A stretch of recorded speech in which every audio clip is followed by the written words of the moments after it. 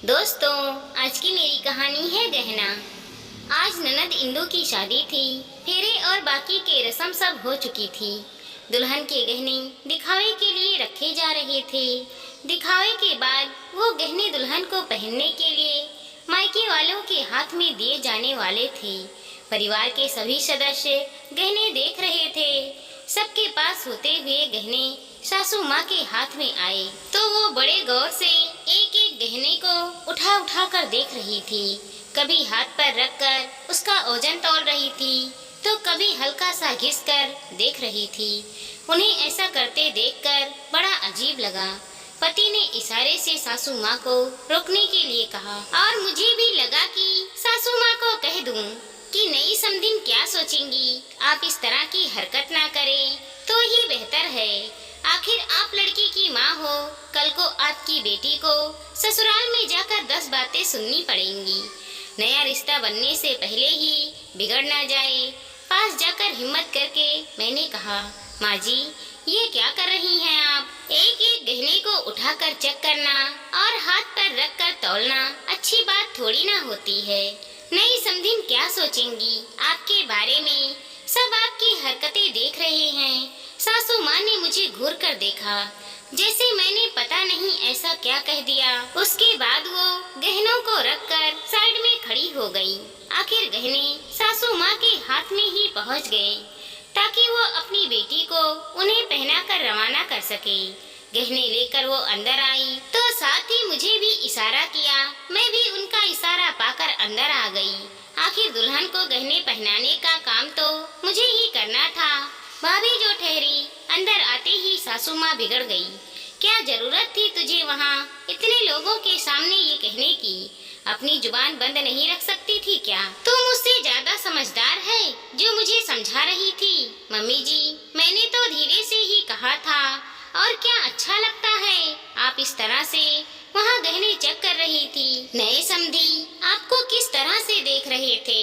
रिश्ता शुरू होने से पहले ही बिगड़ने वाला काम हो जाता।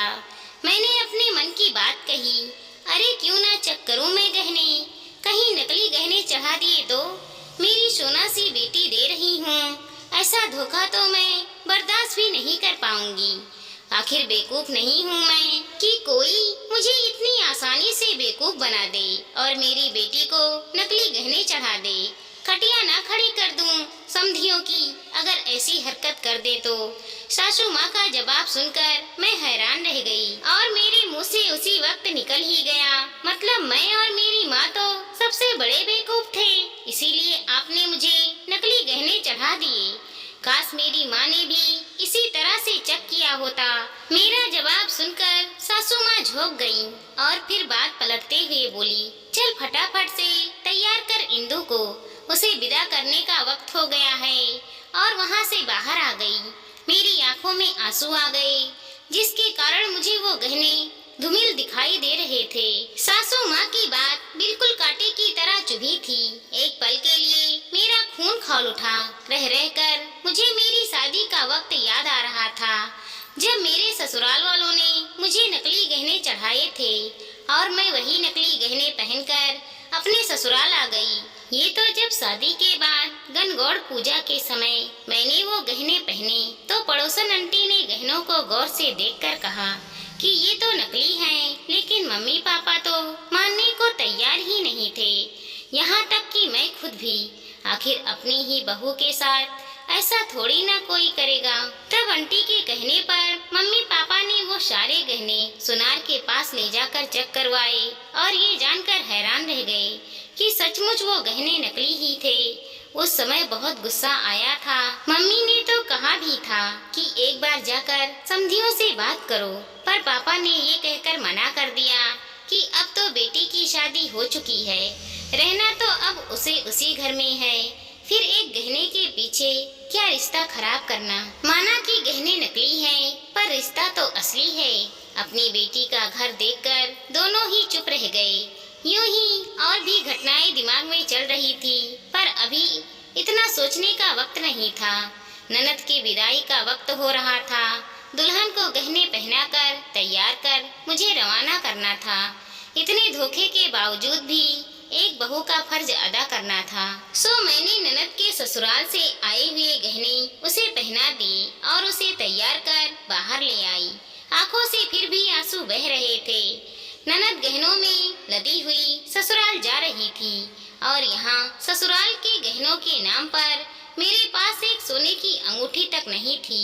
देखने वालों को लग रहा था कि ननद की विदाई के कारण मुझे रोना आ रहा था, पर असल में कहूँ तो मुझे अपनी और अपने माता पिता की बेवकूफी पर रोना आ रहा था। आज समझ में आ रहा था कि मेरी सासू माँ गहने तौल कर या घसीट कर चेक क्यों कर रही थी, जब वो इस तरह की हरकत अपनी बहू और अपने परिवार के साथ कर चुकी थी। आखिर एक धोखेबाज अच्छे से जानता है कि धोखे करने के तरीके क्या हैं। उन्हें ज्यादा अच्छे से पता है कि लोग इस तरह की हरकतें भी करते हैं। सच में कितनी बड़ी बेवकूफ थी मैं और मेरे मायके वाले। इसका एहसास मुझे आज हो रहा था। आखिर यहाँ कहाँ तमाशा करती। ननद विदा हो चुकी थी। धीरे धीरे सभी रिश्तेदार भी रवाना हो गए। घर में सिर्फ खास रिश्तेदार बचे थे, लेकिन आज वो भी रवाना हो गए। सिर्फ बुआ सास बची थी घर पर मन में अभी भी गुब्बारे भरे हुए थे। पता नहीं कब फट जाए, कुछ कह नहीं सकते थे, पर फिर भी मैं मौन अपने कामों में लगी हुई थी। उस दिन मैं, मेरे सास ससुर, पति और बुआ जी हाल में बैठे हुए थे। मैं सब्जी साफ कर रही थी।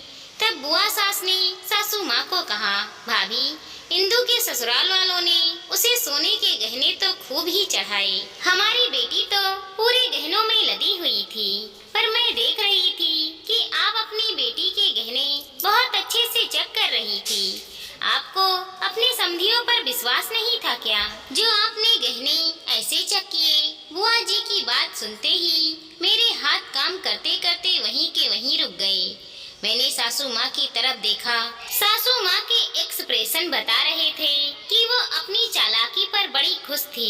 इतराते हुए, अपनी चूड़ियों को ठीक करते हुए वो कुछ बोलने को हुई, लेकिन इससे पहले मैं ही बोल पड़ी।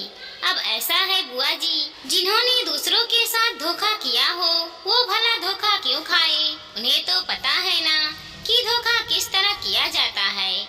अब खुद की बहू को नकली गहने चढ़ाए हैं तो कहीं बेटी के साथ ऐसा ना हो जाए, इसीलिए सासू माँ अच्छे से चेक कर रही थी। मेरे बोलते ही सब लोग सकेत में आ गए।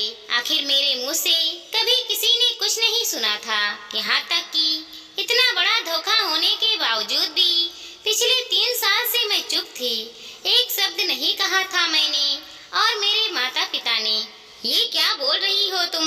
अपने घर की इज्जत उछालते हुए शर्म नहीं आती? अब की बार पति देव ने कहा, क्यों, मैं कोई गलत तो नहीं कह रही हूँ? और यहाँ कौन है जो आपकी इज्जत उछल जाएगी? इज्जत तो तब उछलती जब मैं और मेरे माता पिता सबके सामने चिल्ला चिल्ला कर ये बात कहते। जो सच है वही तो कह रही हूँ। अब आप लोगों ने किया है तो इज्जत उछलने का डर क्यों? उस समय डर नहीं था क्या जब मुझे नकली गहने चढ़ा गए थे? मेरी बात सुनकर ससुर जी बोले, बहू, ऐसा कैसे कह सकती हो? हमने तुम्हें असली गहने चढ़ाए थे। मैंने तुम्हारी सास को उसके पूरे पैसे दिए थे। तो फिर पापा जी, आप मम्मी जी से ही पूछिए कि उन्होंने उन पैसों का क्या किया। सिर्फ मुझे और मेरे मायके वालों को ही धोखा दिया है या आपको भी दिया है? तुम मेरी मम्मी पर झूठा इल्जाम लगा रही हो। मेरी मम्मी ऐसा नहीं कर सकती। पति देव मानने को ही तैयार नहीं थे। ठीक है, तो आपके गहने हैं, लेकर जाइए, चेक करवा कर लाइए। मैं कब मना कर रही हूँ? अब की बार सबने सासू माँ की तरफ हैरानी से देखा। उनके चेहरे पर आए पसीने की बूंदों ने बता दिया कि उन्होंने क्या किया था। उनसे कुछ कहते नहीं बन रहा था।